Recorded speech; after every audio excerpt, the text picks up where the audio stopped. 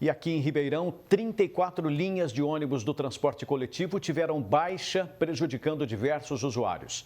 A Transerp, empresa que gerencia o trânsito na cidade, diz não ter sido informada do corte. Quem depende do transporte público em Ribeirão Preto foi pego de surpresa desde cedo. O ponto lotado é porque o ônibus, que costuma passar de 20 em 20 minutos, já está bem atrasado. Para o urbano, que é a galinha dos ovos de ouro aqui em Ribeirão, deveria andar de ônibus nessa ocasião. Em meio à pandemia e às medidas para a redução da transmissão do vírus, o quadro de linhas de transporte coletivo aqui de Ribeirão Preto foi reduzido. Acontece que essa modificação aconteceu apenas consultando as empresas que compõem o consórcio. E a Transerp ficou de fora. Das 118 linhas que a cidade tem, 34 foram afetadas. Nós verificamos isso, nós temos um setor de fiscalização do transporte na Transerp, aí também do 0800 que é monitorado, então nós verificamos esse problema que ocorreu e imediatamente então, começamos a tomar as providências. Questionado pelo Jornal da Clube, o consórcio respondeu que muitos motoristas não apareceram nas garagens para trabalhar, que a motivação pode ter sido o ofício do Sindicato dos Trabalhadores, que orientou o grupo de risco, que tem acima de 60 anos, que não seja exposto. O resultado disso, menos linhas disponíveis, acabou gerando consequências entre os usuários, que também fazem de tudo para se prevenir da doença. A gente tem horário para chegar no trabalho, né? E aí, se reduzir a quantidade, demora mais? Vai ficar super lotado. E aí como que você vai se prevenir? Preocupado a gente fica, mas a gente precisa trabalhar, né? As contas não param de chegar. Teria que ter mais ônibus, na verdade? Porque, na verdade, quanto mais está cheio o ônibus, mais risco a gente tem. Seria um momento dos empresários de transporte público se preocuparem muito menos com o dinheiro e se preocupar com a saúde. O momento agora é de a gente ver quem vai ser contaminado ou não, quem vai morrer ou não. A Transerp ainda comunicou à Secretaria de Administração para que as penalidades operacionais sejam impostas. Esse advogado fala em uma postura mais firme. A Transerp tem que punir severamente, tem que tomar as medidas administrativas necessárias para que se restabeleça, no mínimo, o que vinha sendo ofertado de transporte público. O assunto foi citado pelo prefeito Duarte Nogueira na entrevista coletiva que tratou das atualizações sobre as medidas que a cidade vem tomando no combate ao corona.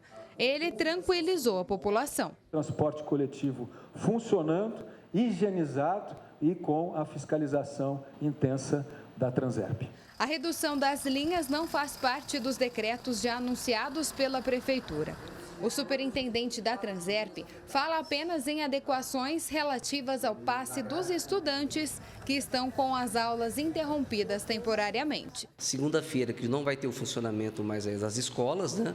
As escolas municipais, provavelmente também todas as particulares devem parar, e aí a gente vai começar a adequar as grades com a questão de segunda-feira com a falta dos estudantes.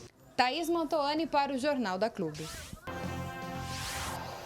Sobre a redução nas linhas de ônibus do transporte urbano de Ribeirão Preto, a Gislene Lopes está ao vivo ao lado de um especialista e tem mais informações. Gislene?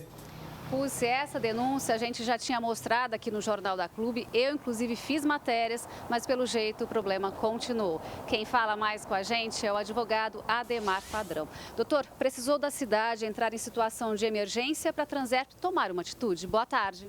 Boa tarde, Gislene. Boa tarde a todos que assistem. Sim, infelizmente, e numa situação que ninguém imaginava. Eu digo só o seguinte, a última reportagem que eu participei com vocês, aqui no Jornal da Clube, foi colocado e eu disse que o sistema estava nas mãos das pessoas que prestam o serviço. Nós temos, sim, que dar uma ênfase, dar um crédito para as empresas regionais, como são essas que prestam serviço em Ribeirão Preto.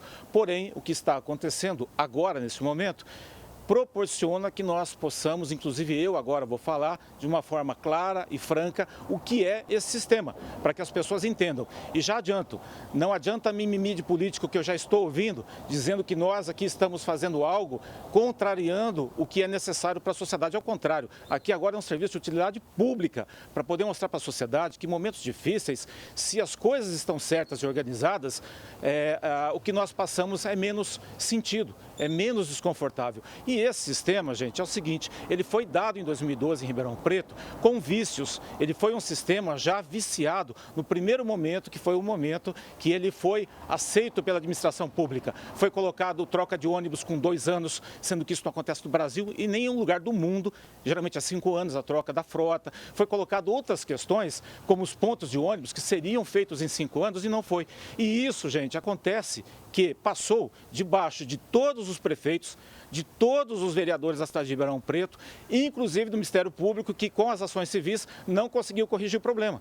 Então hoje a situação social, que ela é de 2 cenários, o positivo, que é conseguirmos passar por essa situação com menos traumas, se vierem vacinas, tratamentos e o afastamento social que estamos fazendo, vai ser de uma forma. Agora, se vir o vírus em bloco, como aconteceu na Europa e na China, teremos sim problemas graves, pessoais, profissionais. Então, o sistema público tinha que estar preparado para o mínimo. E como o sistema está na mão do consórcio, evidentemente que agora teria todo esse desencontro. E uma outra coisa, Transerp vir justificar que não sabia, que foi feito.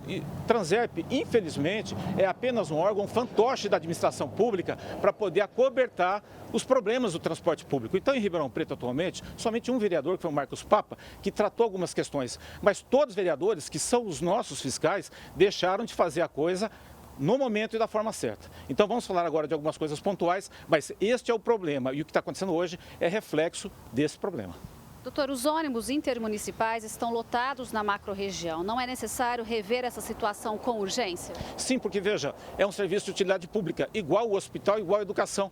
A saúde, a educação e o transporte são dos municípios, eles que concedem para empresas prestar o serviço. Nesse caso, se não tiver uma organização, além de, como eu disse, começar a proliferar o vírus em bloco, porque as pessoas usam o coletivo, vai causar insegurança para o trânsito, porque as pessoas que não conseguirem usar os veículos, porque tem menos veículos de transporte, no caso ônibus, vão começar um transporte alternativo. Se acontecer acidente, inclusive de motocicleta, em Ribeirão Preto, por exemplo, o Hemocentro está com baixo estoque de sangue, quer dizer, esse vai ser o reflexo negativo se a gente não tiver uma organização. E os poderes públicos, eu acho que quase todos da região, igual Ribeirão Preto, eles não têm o controle disso na mão, nunca se preocuparam em fazer um estudo, uma estratégia para algumas necessidades, essa é a extrema. Então, a população vai sim sentir o que vai acontecer, agora, nós vamos tentar ajudar, dando ideias, inclusive para o poder público. Só deixo aqui registrado, não podemos esquecer, daqui 6 meses tem eleição, ou a gente limpa direito essa situação e parte para uma regra nova,